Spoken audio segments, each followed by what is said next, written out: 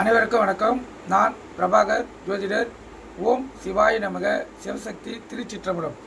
இப்போ நான் என்ன சொல்ல போகிறேன்னா, ஒரு ஜாதகருடைய வாழ்க்கையில் லாபத்தை பெறக்கூடியது இந்த 11ஆம் இடம்.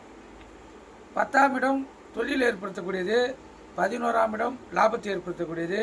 அந்த 11ஆம் இடத்தில் கிரகங்கள் இருந்தால் யார் மூலம் அந்த ஜாதகருக்கு லாபத்தை பெற முடியும் என்று சொல்கிற கருத்தில் கொள்ளுங்கள். இப்போ சூரியன் லான் போட்டு லக்கணும், அங்கிருந்து சூரியன் 11ஆம் இடத்தில் இருந்தால் அந்த ஜாதகர் தன்னுடைய இனத்தார் அல்லது அரசு மூலம் அவருக்கு லாபம் கிடைக்கும்.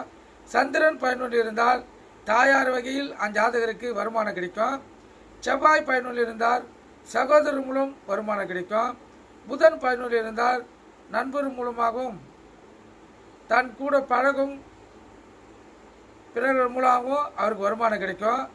குரு 11 இருந்தால் தன்னுடைய புத்திரர்களாலும் அற நிலையங்கள் மூலமாகவும் அவருக்கு வருமானம் கிடைக்கும். சுக்கிரன் 11 இருந்தால் பெண்களால் அவருக்கு வருமானம் கிடைக்கும்.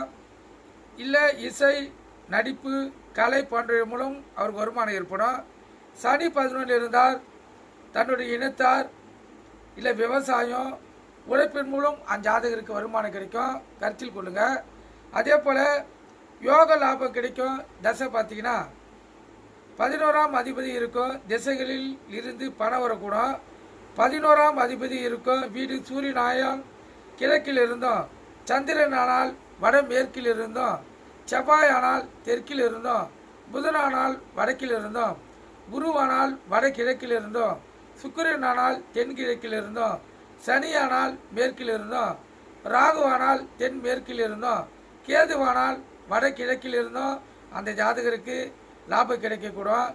இந்த திசைகளில் போய் தொழில் செய்தால் நல்ல லாபத்தை அந்த ஜாதகரால் பெற முடியும். 11ஆம் இடத்தை வைத்தே அந்த ஜாதகர் எந்த திசையில் வருமானத்தை பெறலாம், யார் மூலம் அந்த ஜாதகருக்கு வருமானம் கிடைக்கும், இதெல்லாம் 11ஆம் இடத்தில் இருக்கும் கிரகங்களை வைத்து நீங்கள் தெரிஞ்சு கொள்ளலாம். 11இல் கிரகங்கள் இல்லைன்னா அந்த 11ஆம் இடத்து அதிபதி எந்த இடத்தில் இருக்கிறார் என்று பார்த்து அதன் அடிப்படையில் உங்களுடைய தொழிலை தேர்ந்தெடுக்கலாம். எந்த திசையில் தொழில் ஆரம்பிக்கலான்னு எடுக்கலாம். அதே போல் எந்த திசையில் வாசக்கால் கதவு எந்த திசையில் இருக்கணும் என்று கரெக்டாக தேர்ந்தெடுத்து தொழில் ஆரம்பித்தால் வாழ்க்கையில் அதிகமான லாபத்தை அந்த ஜாதகரால் பெற முடியும். நீங்கள் கருத்தில் கொண்டு பயன்படுங்க. நன்றி, வணக்கம், வாழ்க வளமுடன்.